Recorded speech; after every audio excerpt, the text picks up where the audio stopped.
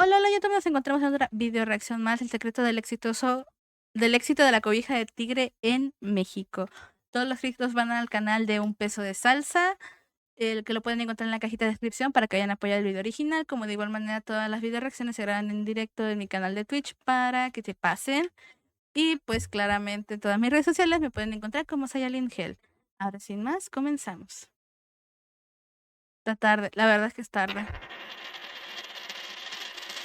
Hoy en día en el mercado puedes encontrar variedad de cosas para aclimar tu casa, que si los radiadores, los pisos calefactables, hay hasta ridículos que pagan una suscripción de $1000 al año para que la cama se caliente. ¿Qué son ¿Por qué, weón? ¿Qué tanta vaina compran para tener la cama tan caliente, weón? esas cosas? Pero uno que es mexicano sabe que en esta época, donde ya se viene octubre, sabe que tiene que sacar la poderosa, la que pesa La 5 cobija kilos de y como 30 tigre. mojada, la clásica que todo hogar tiene que tener y cómo no, hablo de la cobija de tigre. Este es uno de esos artículos típicos junto con los platos de diseño de flores blancas y los cubiertos de alguna promoción de la A ver, les voy a ser sincera, de lo que está diciendo aquí estos tres, creo que nada más tengo la cobija de tigre. Estas platos de porcelana, no, en mi casa no. Creo que probablemente los tuvo mi mamá y además los quebramos cuando éramos chicos.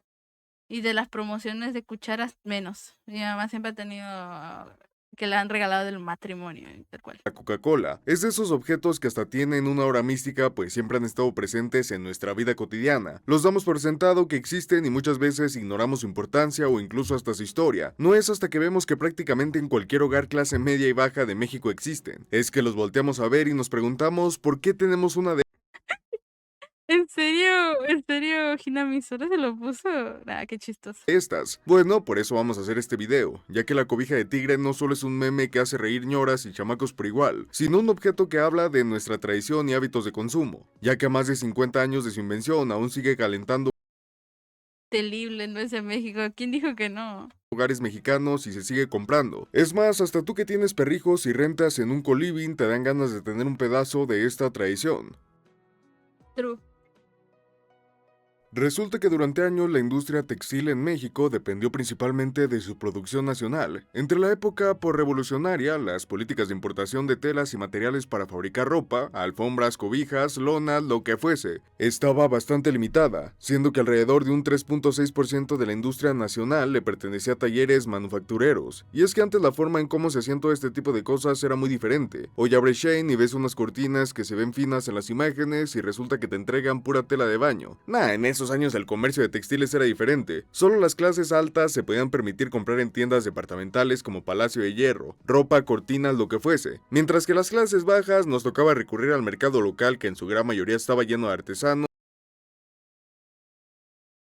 True, normal, la verdad. y talleres que trabajaban este tipo de cosas. El mexicano no se vestía ni se cobijaba con sintéticos, sino que nuestras cosas estaban hechas de hebras naturales como el algodón o la lana. Obviamente hay muchas ventajas que tiene el utilizar prendas 100% naturales, pero también hay varias desventajas. Para iniciar una cobija de lana representaba un gasto fuerte para una familia, ya que no eran exactamente económicas para la época. Y uno pensará, pues Claro. si no son focos en anexo para cambiarlas a cada rato, y se supone que tendrían que hacer un gasto de una sola vez y acaso cada 10 años, pero el problema con las hebras naturales es que son muy frágiles en ciertas condiciones, se desgastan con mayor facilidad, así que te tienes que ver forzado a lavarlas a mano. Aunque bueno, por esas épocas de los años 30 a los 50 no era muy común tener lavadoras, se pueden llegar a encoger si no las sabes secar bien. En aquellos tiempos era muy común que se las comieran las polillas, ya que estas se comen cualquier cosa que sea natural, y se podían quemar con gran facilidad. A lo mejor uno piensa que el que fuma en la cama se merece ser chamuscado, pero nunca faltaba un accidente que pasara donde se expusiera el fuego a la cama, más si tenías niños. El tener una cobija se representaba un problema más en el hogar.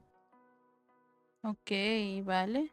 Eso nos lleva a este señor llamado Jesús Rivera Franco. El señor Jesús nació en Teocaltiche, Jalisco, pero como no le gustó porque a la primera oportunidad que tuvo se peló para Aguascalientes a los 12 años. Ahí gracias a un Chucha. paisano logró conseguir trabajo en una fábrica de textiles de la ciudad haciendo zarapes, aunque no duró mucho ya que después se pasó a San Luis Potosí donde también llegaría a trabajar en una fábrica de textiles. Pasando los años se devolvió a Aguascalientes, pero ahora sí establecerse en la empresa El Zarape Azteca. Y Jesús dijo ya, lo mío es hacer esto, hacer telas, así que le dedicó muchos años a la industria, hasta deshacerse de su propio capital para fundar su empresa, pero Ok. necesitaba algo, un diferenciador que lo hiciera resaltar de la competencia, algo que no estaba presente en México y que revolucionaría la industria textil. En uno de sus tantos viajes a expos industriales en Europa, conocería el material que le daría el éxito que tanto estaba buscando, las telas sintéticas. En España daría con una serie de materiales novedosos que prometían ser el futuro de esta industria, y le atinó porque hoy en día la mayoría de los textiles tienen un grado sintético. En este caso fue el acrílico que decidió llevárselo a México y a lo mejor se están preguntando ¿y cómo le hizo? Si las importaciones de textiles por esos años estaban muy controladas. Bueno, eso fue porque al ser un sintético podía llevarse la materia prima y procesarla en el país. Por eso no solo es que hizo la inversión de comprar este material, sino de traer la maquinaria necesaria para manufacturar productos. Así fue como a mediados de los 70 Ok. saldrían las primeras cobijas de tigre al mercado bajo el nombre de Cobertores San Marcos, en honor al barrio de Aguascalientes donde vivía.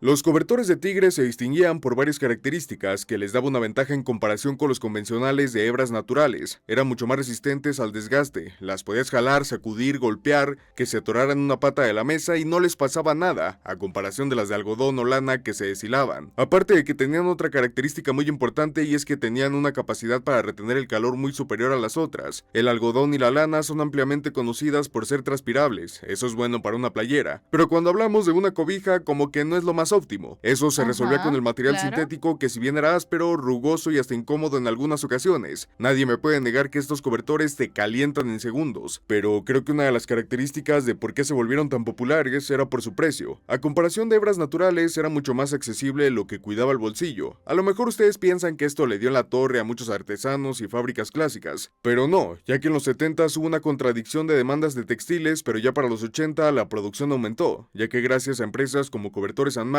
la industria descubrió los procesos industrializados, lo que impulsó la economía. Pasamos de 6.184 toneladas en 1980 a 74.767 en 1984, a una tasa del 86.5%. Claro que también se introdujeron los materiales sintéticos. Ya después se hizo el Tratado de Libre Comercio en los 90 y llegaron varias empresas a distribuir textiles mucho más baratos como los de origen chino, pero esa es otra historia. Ok.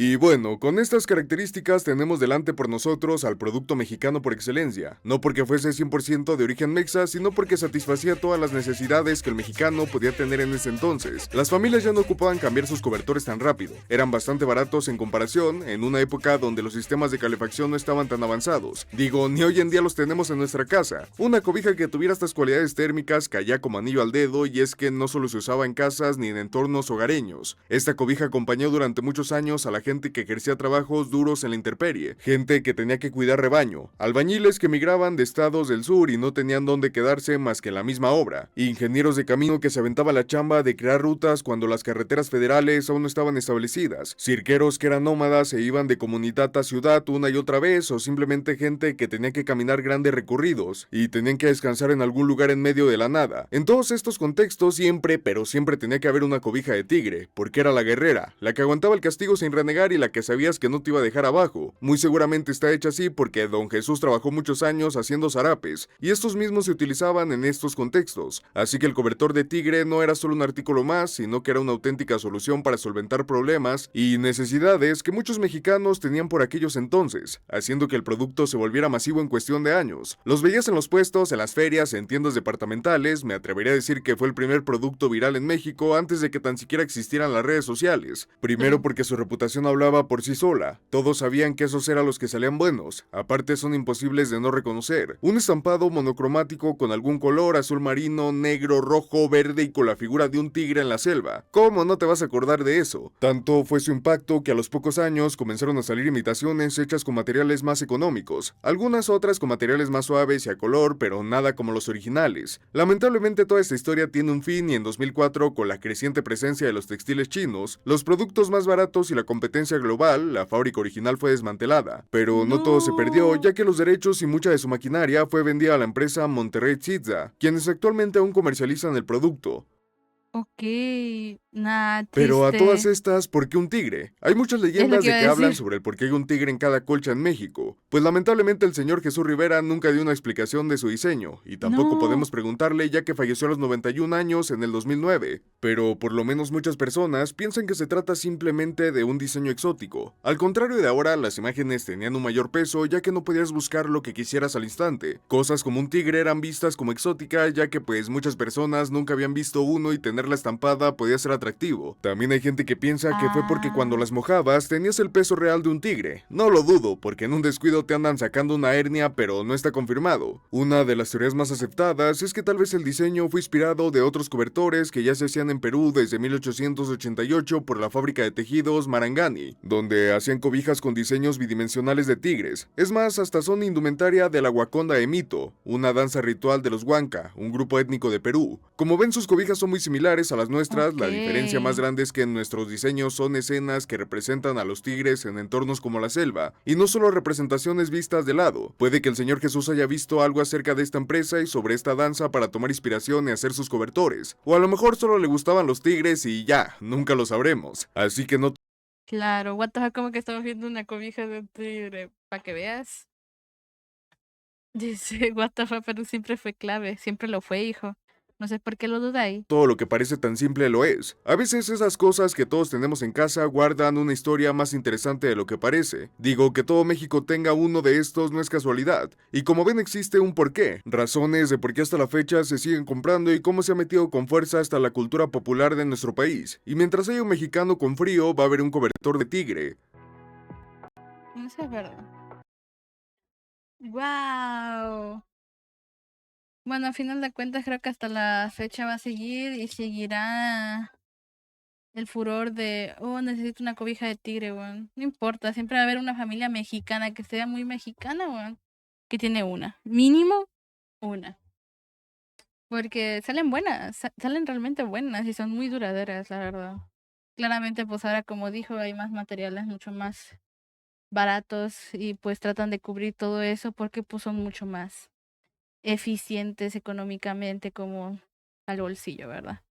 Pero bueno, es triste que al final la empresa original se haya ido, bueno, la hayan vendido, ¿verdad? Pero bueno, mínimo lo vendió el señor antes de irse.